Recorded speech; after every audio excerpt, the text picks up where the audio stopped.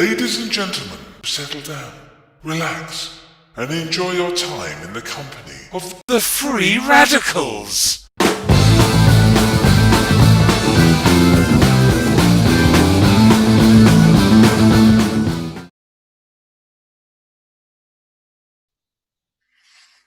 Hello, Internet. Welcome to Schrödinger's Chat Room, Episode 4. And for those of you watching, I admire your fortitude staying in what is, in our area, a really hot spring evening. Haven't you guys got better things to do? Thank you so much for being here. So for the next hour, we're going to be playing a bunch of silly science games for you. You know the drill. And we're going to want some suggestions from you for steering the action. And to do that, we'd like you to do the website improv.plus. When you get there, enter the room code TFRI, and you'll be provided with the ability to enter your suggestions in. So what we're going to do now is have a introduction game to meet all of our players. And what we're going to do is go straight into a game which we call Natural Selection.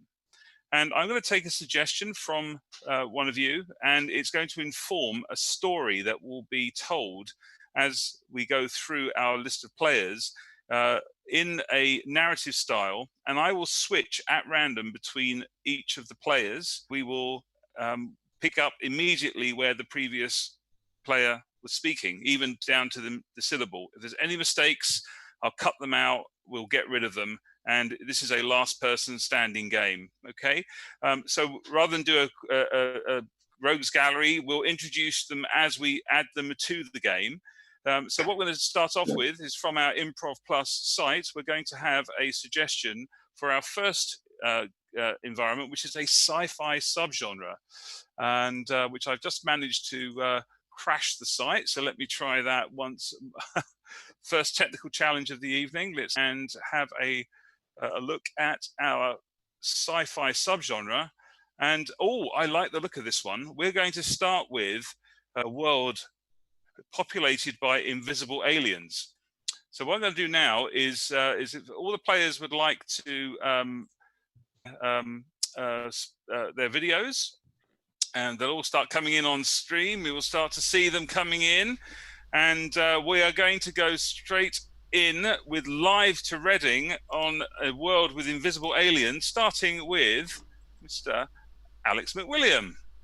The year was 2127. The day was a Monday. It was 10 a.m. It was a normal day until they arrived. We couldn't see them. Chris Riley. Couldn't see them because they were invisible, but you could feel their presence. A cold shiver came across the back of the neck of everyone within a 10-mile radius. Audrey shivered. Oh, what was that? Maybe I should put on a shawl somewhere. Those were the last words she said. 5 hours later, she was dead on the morgue. On the floor. Dr. Sir Joseph was inspecting her. My God, the back of her neck, it's a small hole, but something so small that only I can see. What could have possibly made this? He had no idea.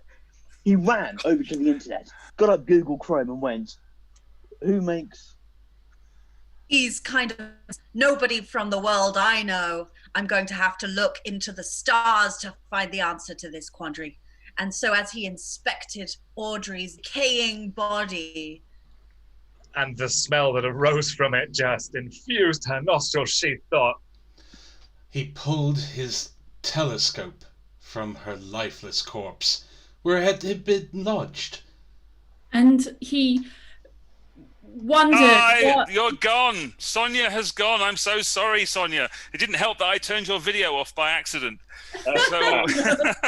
So if you'd like to just get off stage now, we're going to continue with Chapter 2 of our story about invisible aliens, and we're going to return to Mr. Alex William. Chapter 2, Day 45 of the alien incursion. They've been around us. What we hadn't known. The only way we knew was when people suddenly just fell down. On the spot. Nobody knew what was going to happen. Even the news was telling complete bullshit. The way there was one man running aliens from above, tweeting, as it were.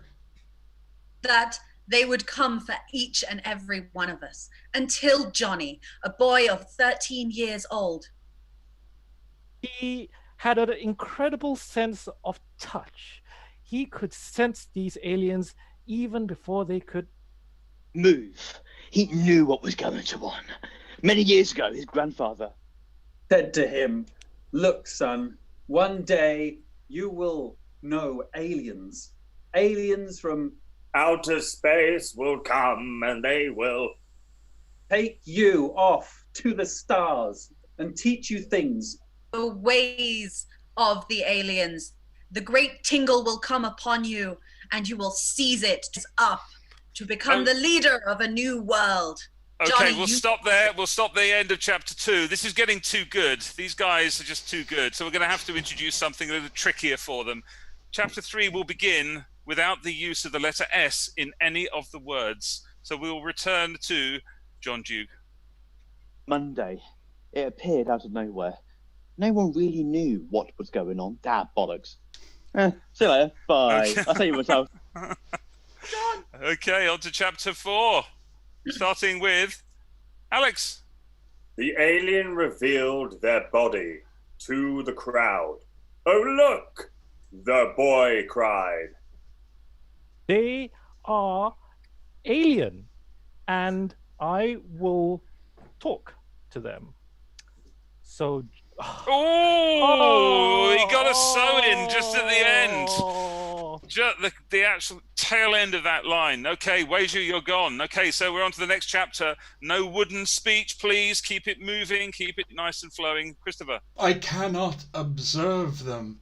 Uh-oh. I cannot avoid the letter S. Goodbye. Goodbye, Chris. Okay, we are now carrying on. I think it's chapter 6. Nick. Chapter next. Time for alien number 1 to reveal himself. Nick has gone. Okay. Chapter 7. Mr. Riley. Oh no! The alien barked. I will talk to them the way that I know how. The government didn't know what to do, but I, Dave, will explain to you through dance.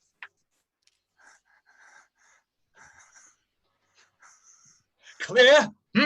Clear? Cried Dave toward the alien figure until then. They reacted with a dance of their own. Okay, so stop there. We're going to continue with the same restriction, no S's, but you must use an accent that is not your own. And we'll now return to Mr. Riley. They don't want to come here, okay? The alien in their craft, I don't like it. I don't want them any more than I have to, but I want them to come back to mine, and in Italy, we will take them. We will take all the alien to our country. We will welcome them with open arm. Will come to me. I want it more than I want you. Okay, come into our home. I will cook for you the food of Italy. And I don't know if I like Italian food, barked Dave. I think that might be not on my palate. Oh no, he exclaimed with a large voice. Oh no, I would like to have some. Oh, Alex is gone. Okay, so what we now know from Chris and Tess is absolutely amazing acting, all the acting for the finale of this story, beginning with Tess. Dave approached the one alien with an outstretched. Mr. Nid again. I think this is by default. Two shows in a row. 2 shows in a row, I think. Okay. Right, so we're going to now move to a new game. So please can I have back on stage Alex and John for this next game? Mr. Duke. Are we there? Fantastic. Okay, so this new game is called New Method. And this is a scene that's going to take place with characters who will have a relationship, which has been suggested by the audience. And as the acting happens, if there's something in there that doesn't seem right, I will call New Method. And they will have to immediately revert back to the choice they'd made and make another choice. And sometimes another and another and another until I am happy. You got it? Okay. Yeah. We are on to New Method and the relationship suggestion we have. Let's have a quick look at this one. I think we are going to have, from Richard Swaffer, a cold caller and the pensioner on the other end of the phone. Hello there, sir. Can I speak to the man of the house, please? Speaking. What do you want? Let me just get the video setting properly done. New choice. Let me focus my eyes on who I'm speaking to. New choice. Let me reveal the truth of life to you, dear fellow. Back in the war in 1914, I went over to the Europe mainland. Now the main. New choice. I went over to Russia. Now the Russians. New choice. I went to Ireland, where I found a small on a farm, and he gave me lots and lots and lots. New choice of drink, John. Physically fucking impossible.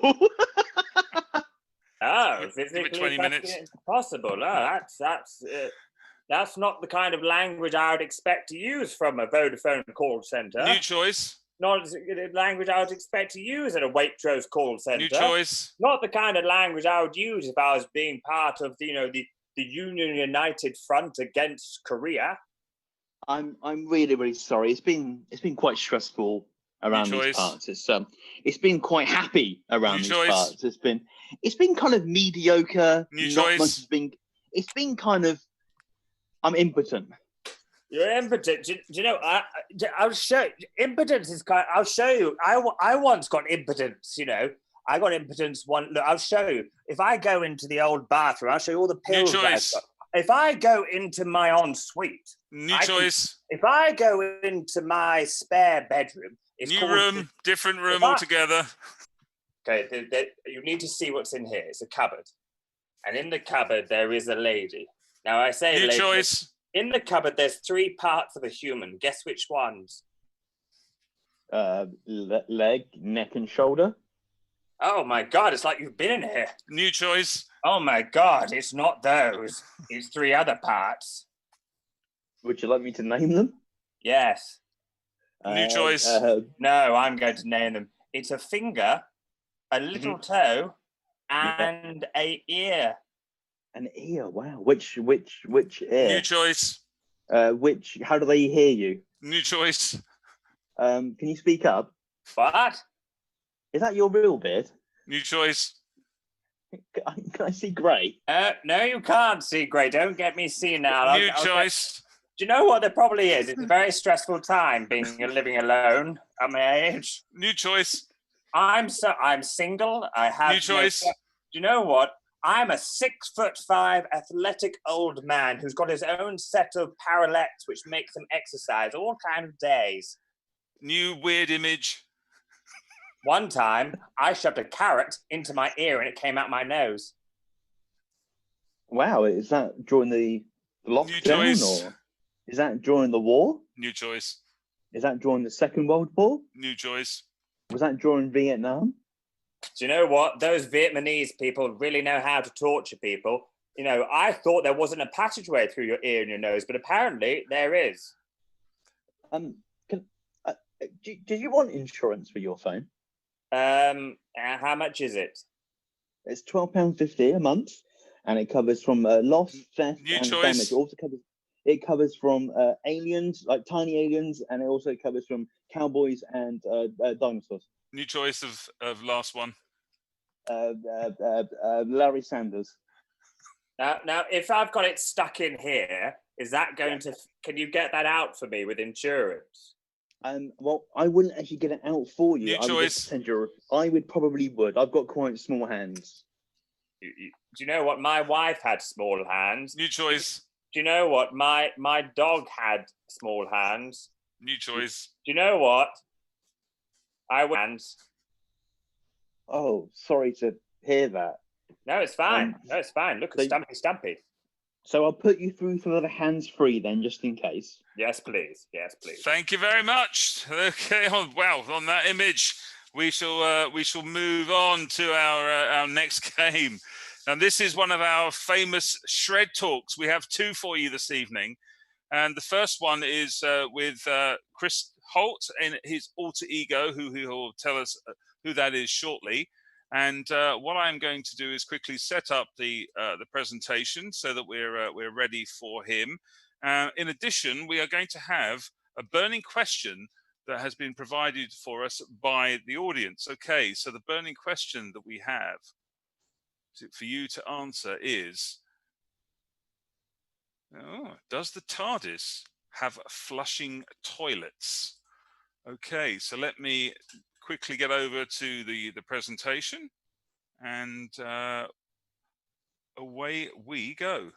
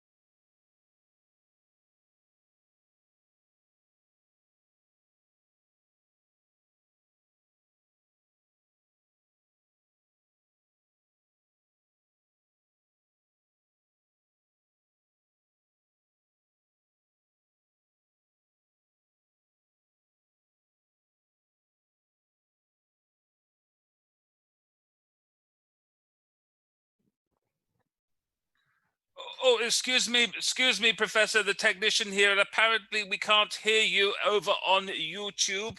Your fans are having a hard time hearing you. I wonder if... But I gave such a great...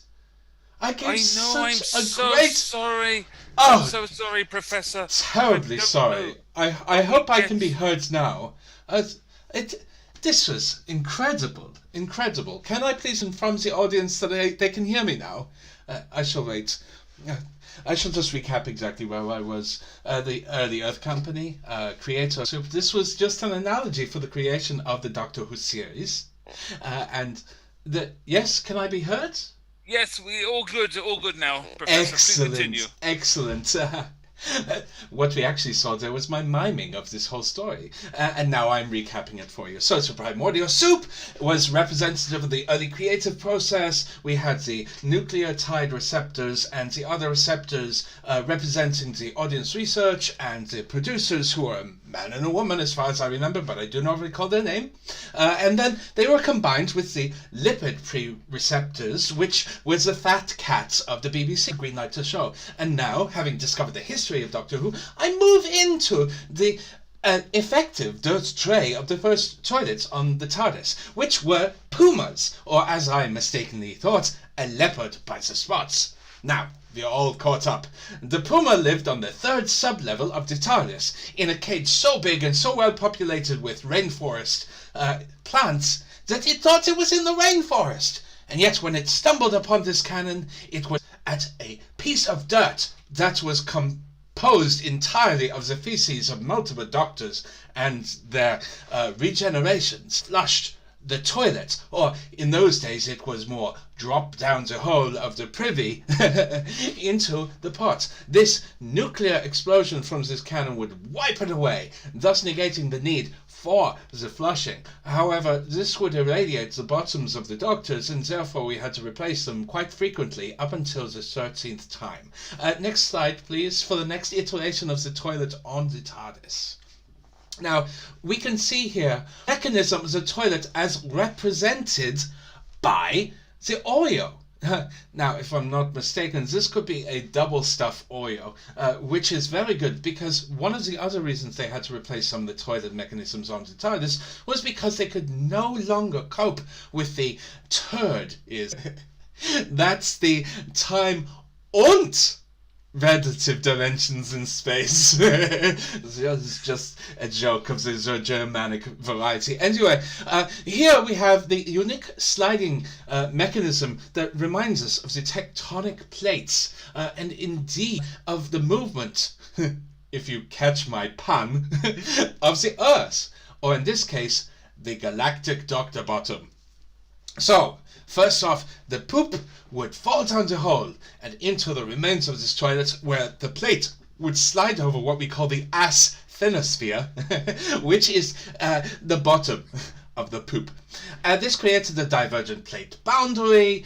We then squish it together for a convergent plate boundary, and finally, we would take a transform plate boundary, rub it together on a lateral motion, and discover that we diamonds from the poop.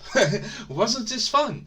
However, we discovered that the diamonds quickly lost their shine as we flooded the market with the diamonds and destroyed all of the demand for them. Now, in the final slide, we can see exactly what we were looking for when we discovered that there are indeed flushing toilets on the TARDIS, which, because toilets flush best when we create our reality with the mind. We can reality by changing our mind.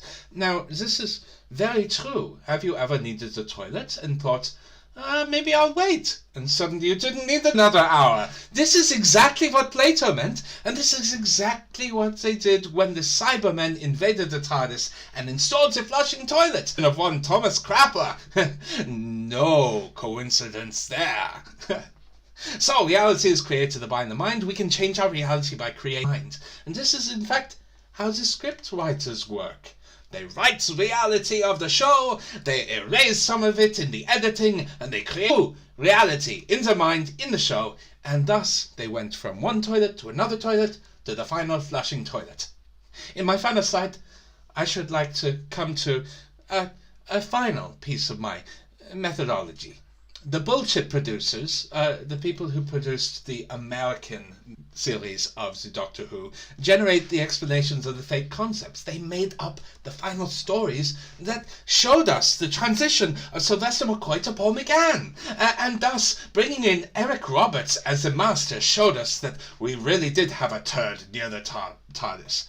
Bullshit raters judge these explanations, the Nielsen viewing figures, and finally, those ratings are used to calculate a bullshitability score for the bullshit producers, and thus the literal turd of the American adaptation was flushed away by the US television stations.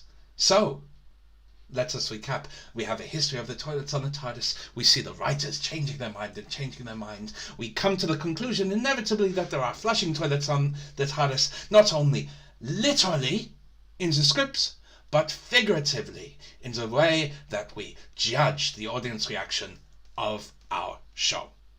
Thank you very much. Oh, thank you so much, Professor. That was an absolutely amazing presentation from you there. So I'm so looking forward to seeing our next slideshow in a few moments' time. But before that, we do have an opportunity for some audiovisual treat for you. We have a documentary from our archives. And we have a couple of presenters on hand ready to give us a narrative of the action. I'm going to choose the narratives or the documentary style that we want them to be performing. So let me go through your suggestions. And what we have is actually we're going to be watching effectively a Baywatch documentary. Okay, so what I'm going to do is put you into the video for this, and we would like you to be commentating in the style Baywatch, a documentary about the world gurning champions. Sheer number of gurning contests this man has won.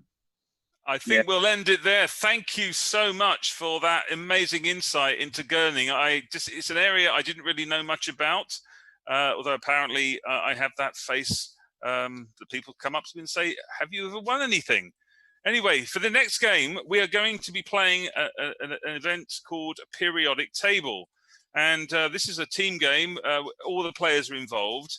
And for this one, be poised, players, to turn your videos on and off as you come on and off the stage. And the gist of this game is we are going to have a look through the periodic table. And if I quickly show you my screen, we have a slide deck with the periodic table showing. And as we go through, our players will start the first line of their dialogue with the letter currently on stage. So, Davis, how are you? The next one might be, hello, Evan. I'm doing well, thank you, etc., etc. So we have to use the first, the two letters on screen to initiate the first two words of the dialogue. Any messing up, those characters leave the stage, or periodically we are going to be moving between different characters.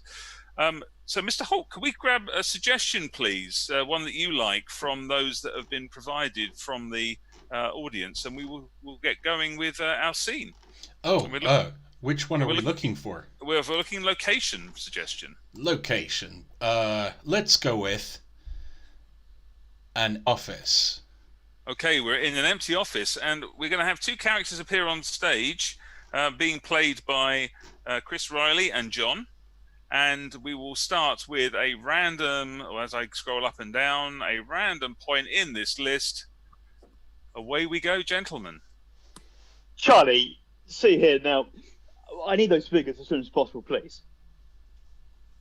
But anyone can get you those figures. I am the only other... What? Later, afternoon tea, but first, get me those files. All right.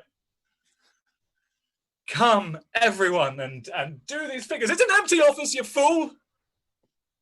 Please. Really? You can't speak to me like that. No doubt, but I want to. I know you're my boss, but I dislike your smell. Please, mate, that's a bit harsh. I mean, I shower once a week. shower monthly at best.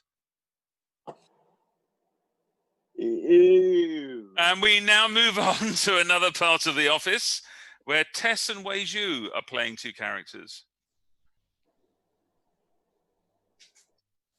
Everything under my desk is a mess. What do I do? God, Derek, I didn't know that you were having so much stress with your office organization. To be frank, I really am struggling. I don't know. I've even hidden the accounts under my desk because I don't want to look at them. Do you know what will happen if the boss finds out you've hidden accounts? You're going down for this, Dave. Hell, oh yeah, I am. I'm gonna burn in hell for this. Even Ryan didn't hide accounts, and you know what happened to him. That may actually, Ryan turned out well in the end after getting fired. Yes, but after the divorce went through, he had a mental breakdown. I think he's now in an insane asylum. I don't want that to happen to you, Dave. Luckily, under my desk are all my problems, and as long as they stay there, everything's fine. Meanwhile, on the floor below, Nick and Sonia can be seen. Hi, Frank. How's it doing? How's your first week on the job?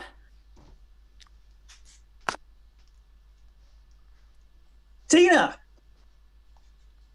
Am I sure that I'm having a great time? Yes, best job I've ever had. What's wrong? It sounds like you're being sarcastic. Has it not been good?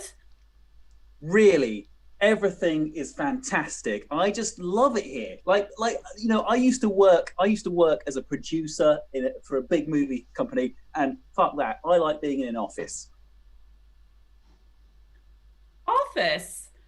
Surely you must prefer being a movie director to an office worker. That just doesn't make any sense.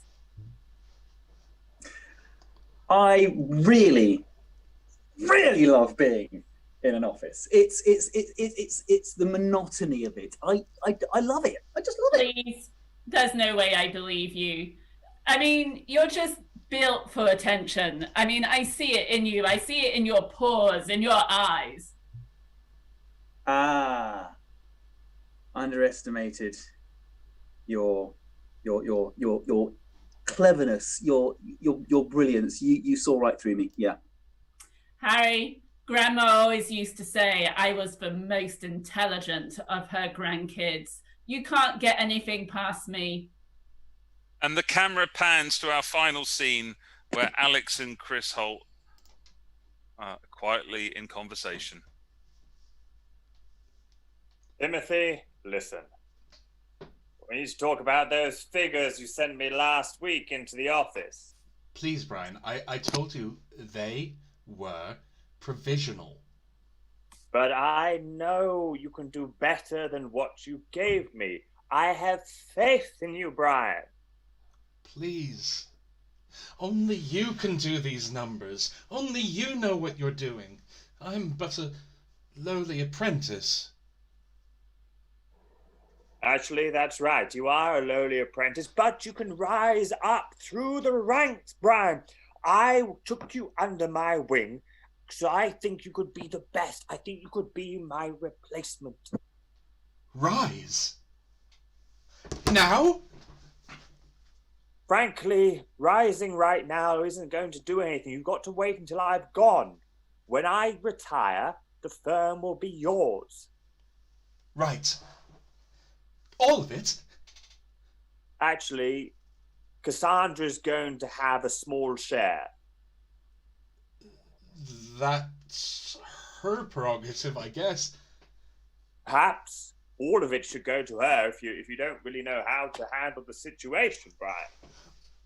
Unfortunately, I have to put my foot down, and I've been an apprentice here for 27 years, and it's about time I got something.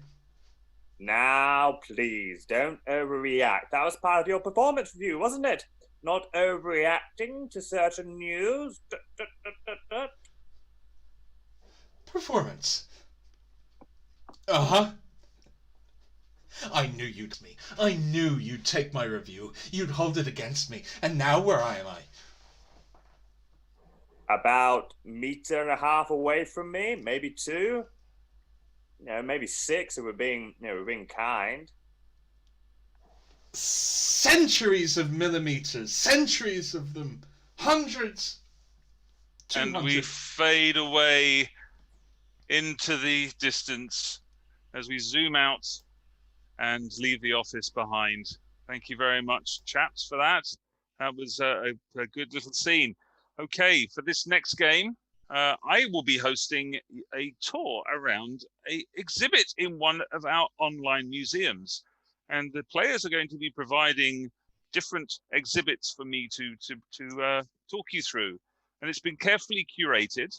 And what we'll be doing as we move from room to room, I will be inviting each player to turn on their camera and to show us the exhibit that they have for us. And there will be a narrative that I'll be following, which has been carefully curated for you at home.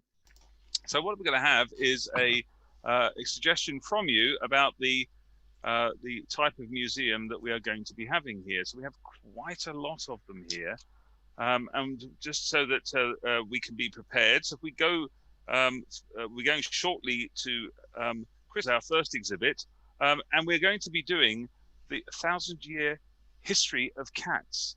Thank you, Sir Barrington, for that suggestion. So we're now going to move on to the Riley room to start the beginning of our tour.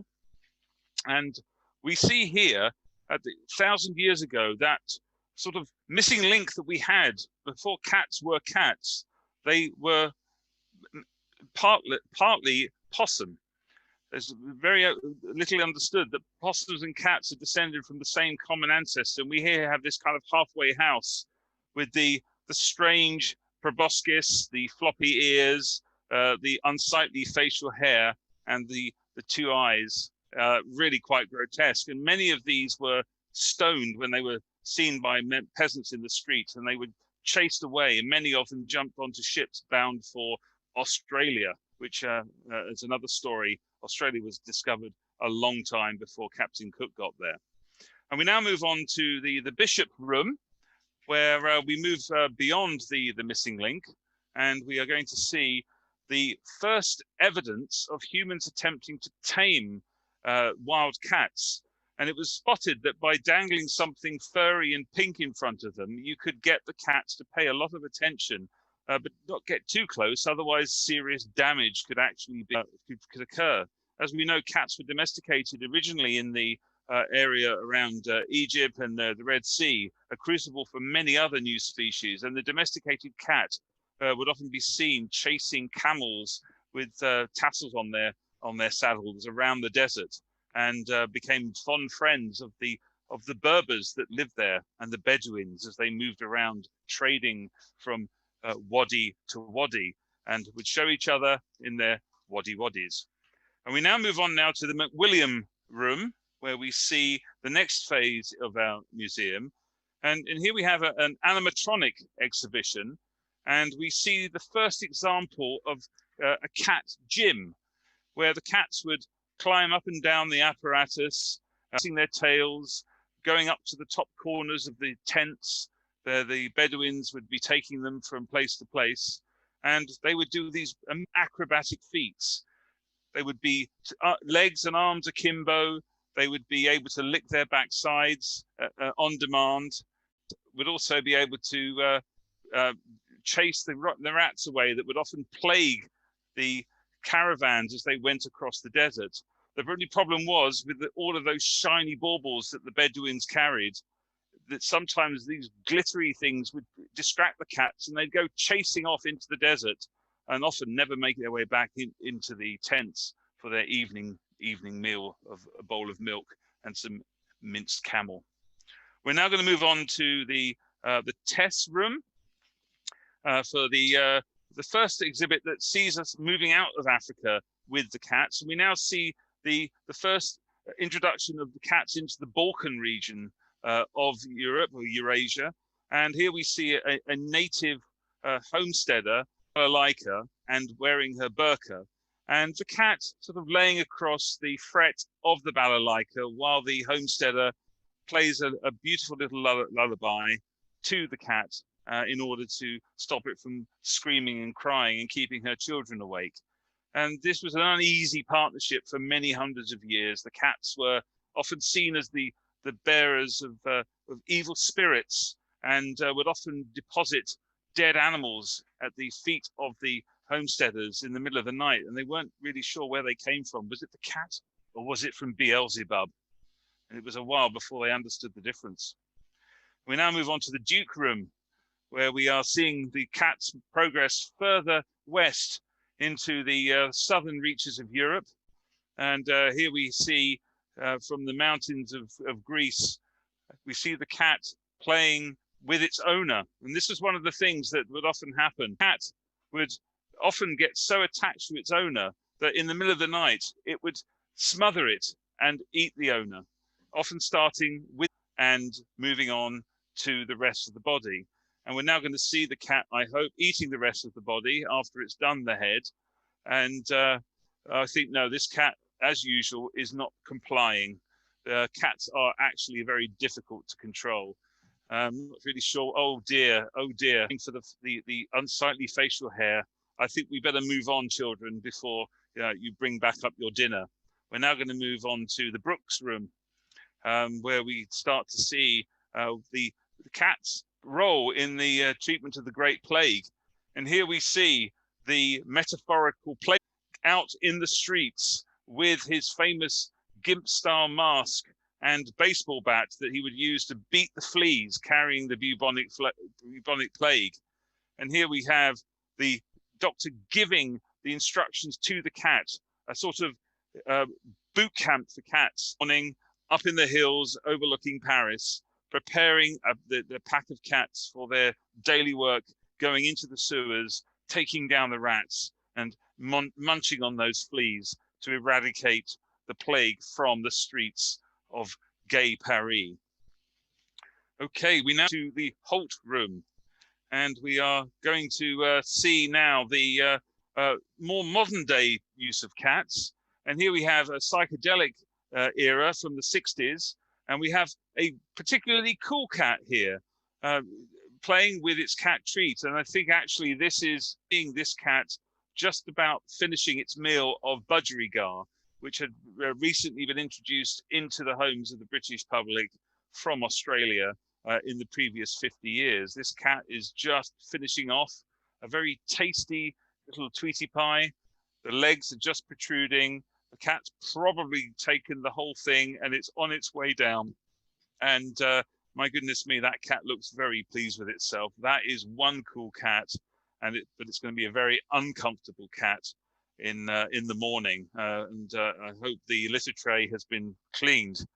And we now move on to our final room, the oil room, and we're going to see a contemporary scene in modern day Britain where we see, in fact, a bit of role reversal going on here. And we see here our famous Reading Tiger King, Wei Zhu Exotic, one of his many exotic bred for him in Forbury Gardens, released into the wilds around Reading Jail and then retrieved on a sweep by the RSPCA on their regular Sunday night van runs around the back of the prison. And we see here Wei Zhu Exotic with his favorite exotic pet, Snaffles, and got that name basically because it eats everything on sight, and I hope you've got a fully stocked larder for that little creature. Well, there we have it, ladies and gentlemen, an amazing whistle-stop tour of the history of cats through our culture. I hope you enjoyed that. And we're now going to cram some more knowledge into your brains as we move on to our final shred talk of the evening. As we get prepared for that, we're going to have a quick look at the suggestion box. And we are back to burning questions offered up by our audience. And I think we are going to have this one here from Sir Barrington again on how can we make meetings enjoyable. Okay, so what I'm going to do is get that presentation ready and start screen sharing.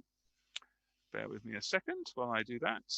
Video off, share the screen, and we are over to, if I can figure out which is the right desktops, let's try that. Let's get back to our presentation. Is that coming up on screen for you there, Professor? Oh, thank you so much. Yes, it's Professor Jen Woman here to help you out today. Yes, so sorry, there were some problems with the connection. You say the topic you want me to talk on, it is... It's on the screen. How can we make meetings more enjoyable? It's on the screen for the benefit of our viewers. I'm not sure I'm seeing that screen of yours, but make meetings more enjoyable. That's correct. Well, I have to say that, you know, I got my professorship at the age of 6. So I've had a long experience in, you know, enjoying academia. And at my university, Santa Clara in California, what I say is start off, take your meeting outdoors. Outdoors is always good. You know, that's where you want to begin. And ideally, you know, maybe have something to help you relax before the meeting gets underway, if you know what I mean.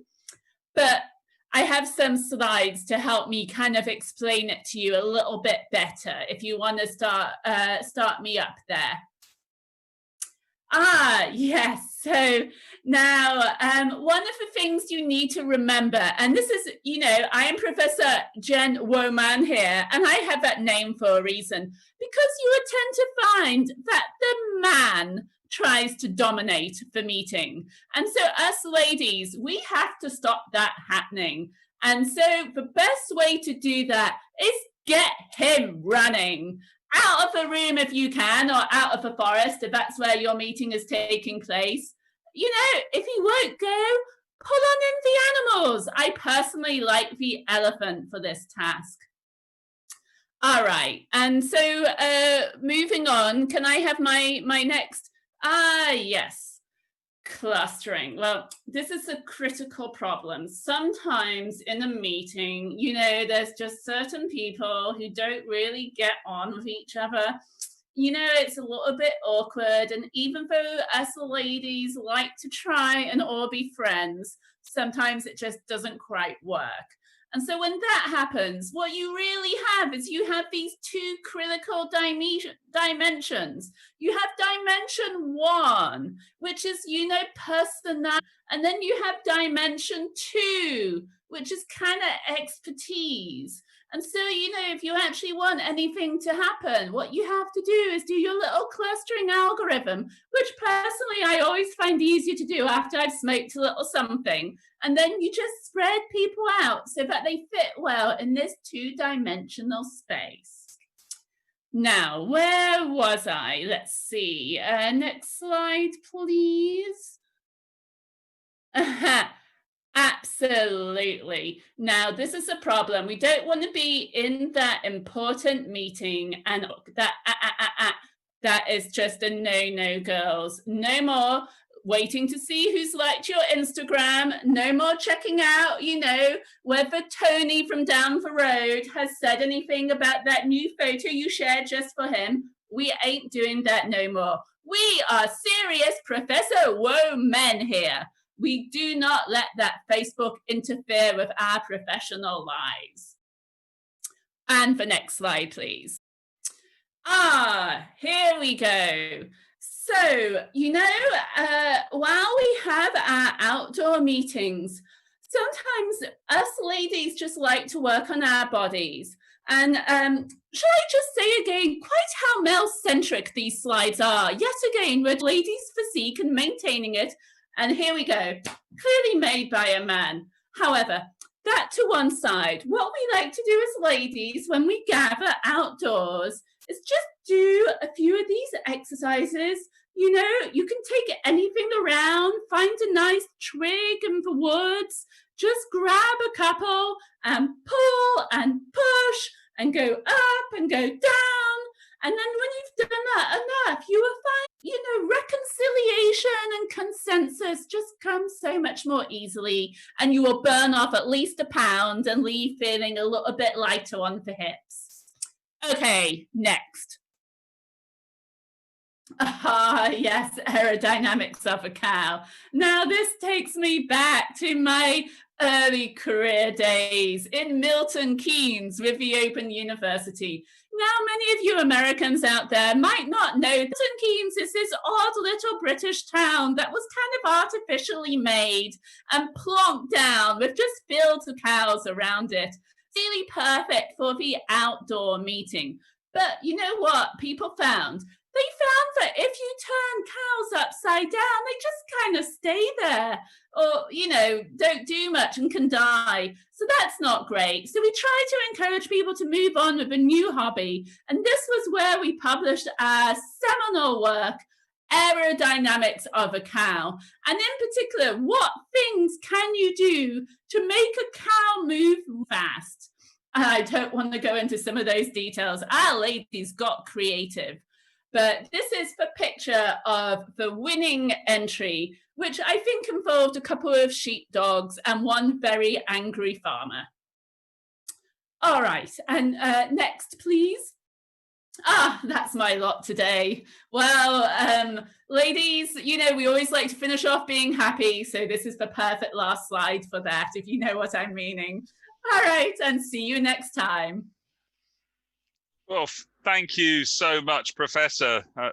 This is so much knowledge being transferred in this show this evening. Well, we only have time really for one more game. So what I'd like to do is bring all of my players back on, please.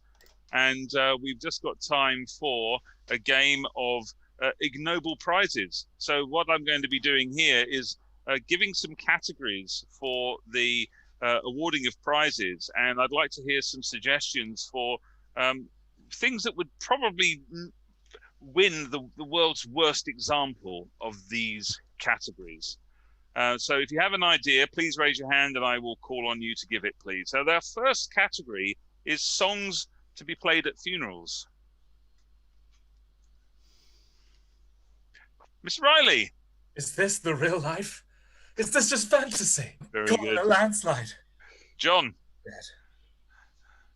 Staying Alive by the Bee Gees. Very good. Weiju. Celebrations, come on.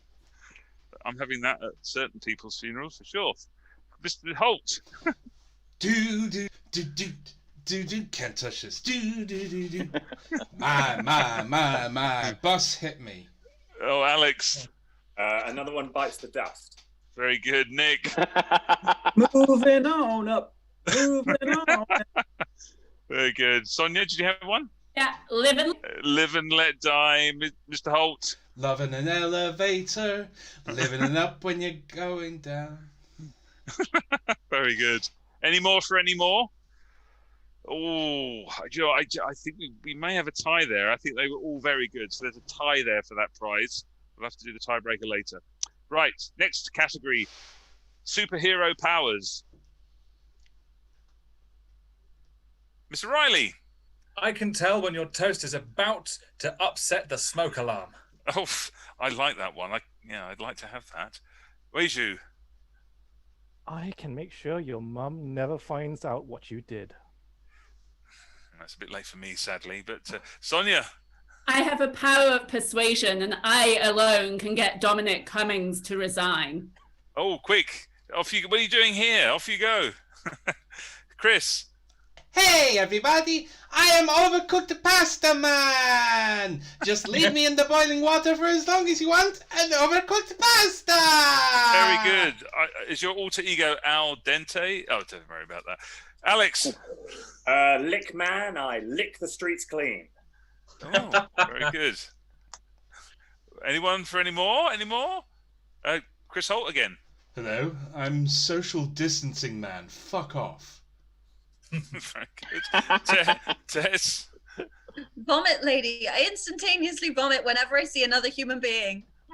Oh, you should meet Social Distancing Man. Chris. I can't camera boy. John, did you have one? No, I was laughing. No, I was laughing. Okay, any more last orders? Okay, we have the next category then. Names for new Weatherspoons pubs.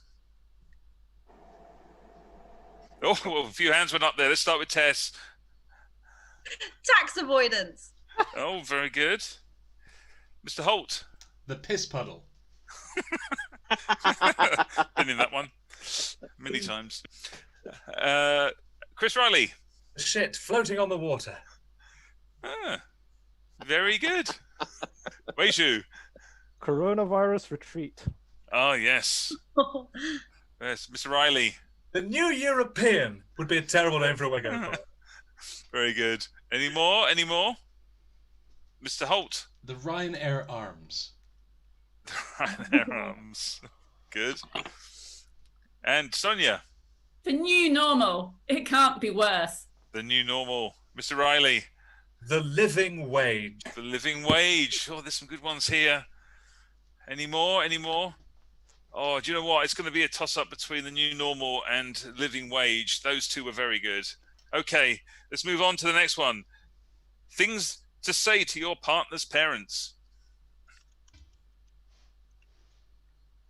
Chris Riley. Hi, Mum. Hi, Dad. Fancy seeing you here. Yeah. I grew up in Kent as well. Tess. I've only been in prison 3 times. It's fine. Very good. Alex. Guess which hole I've been in. Chris Holt. Hello. Welcome to our home. Answer is yes, on the sofa too. Do we have any more? Alex. Sorry, I don't usually know what you like without the mask and the sort of the whole suit on. Weiju. Oh, your son's lovely. I mean, and don't worry, I'll take good care of him. I'll supply him with lots of the drugs that he says he wants. Chris Riley. Don't worry, I only wear the white hood indoors. Chris Holt. Oh, good evening, Mr. and Mrs. Smith. Tongue's okay? Nick. Wow, you're fit. Nick, Sonia. Oh, I never realised he used your name as our safe word. That's got it. That's got it. Okay, last category. Metaphors to describe your friend's lockdown hairstyle. Chris Holt. It's like Jonathan Ross in a headlock. What weighs you? It's modern art. No one understands it. Do we have any more? Chris Riley.